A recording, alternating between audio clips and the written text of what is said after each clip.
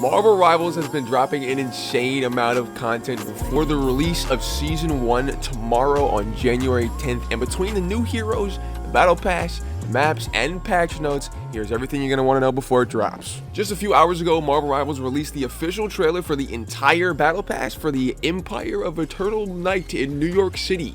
And it shows off skins for literally almost everyone in the game, which is insane. This Battle Pass is way longer than Season 0, so I'm assuming that it's going to cost a full $10 instead of $5 like this season did. It features a Loki skin that's insane, the best Wolverine skin known to man, Magneto's most regal look. They finally brought back Rocket Raccoon's beta skin. Iron Man looks like a Knight of the Templar Order. Scarlet Witch gets a more classic throwback. Adam looks like he belongs in Elden Ring, and I've never been happier. They try to sneak in a few more skins, like I wouldn't notice my favorite schizophrenic, Moon Knight, with a solid black skin with red accents, along with a Namor skin that, correct me if I'm wrong, but looks like his literal default skin, and also a blue Penny Parker skin that does not fit the red and black theme at all, bro. I'm crying. All in all, perfect Battle Pass. For the patch notes, a bunch of heroes are going to be seeing some pretty substantial changes, and there's no way I can read all these nerfs and buffs, so if you want to see the full patch notes, they're in the description down below. But a few of the biggest changes are Thor and Hulk's ults have been buffed pretty massively. Black Widow went through a load of changes. Hela's HP has been lowered from 275 to 250.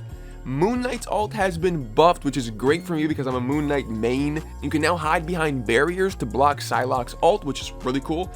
Scarlet Witch was, for some reason, buffed, and I do not know why. Storm, who I just recently made a video on how underrated she is, just fortunately got buffed with a damage increase of 10, and her attacks move 50 milliseconds faster now apparently, and her ult gives her 150 more HP. Good news for anyone that hasn't platted the game yet, Squirrel Girl's ult has actually been buffed pretty massively. Instead of the squirrels just randomly going wherever they want, they kind of target enemies now, which is really cool.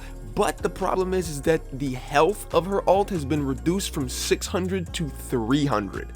So if you still haven't platted the game, then this could be huge for you.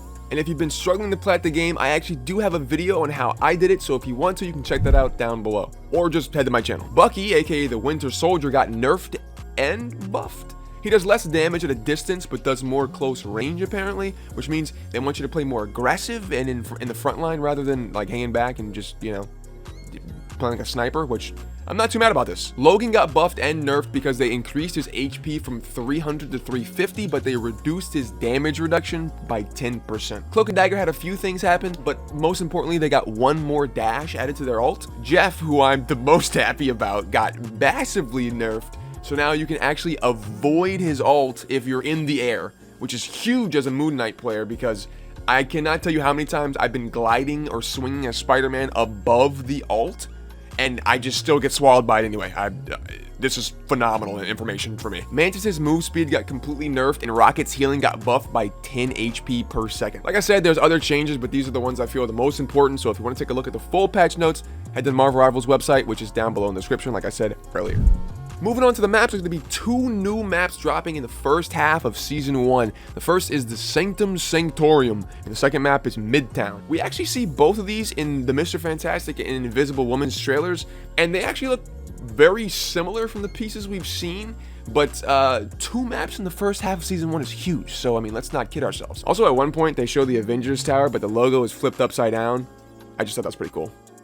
Mr. Fantastic and the Invisible Woman are dropping day 1 when the season releases, and they look both absolutely insane.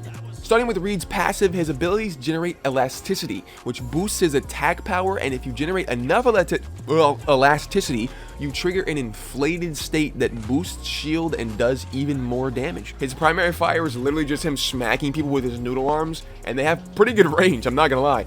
And I love this. I love this character already, bro. I said in previous videos that he's my new main, and I might not be lying about that. His secondary ability, Distended Grip, lets you grab enemies and either pull them to you, or let you grab 2 enemies and toss them against each other.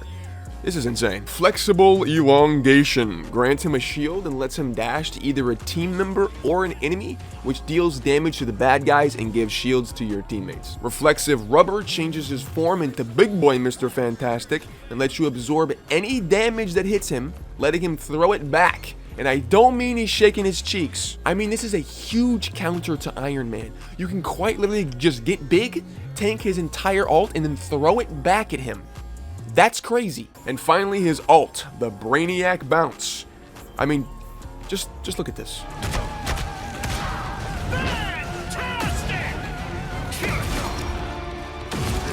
Speaks for itself. The Invisible Woman is a little less straightforward, so let's break it down. Her passive lets her become invisible after not being in combat for a while.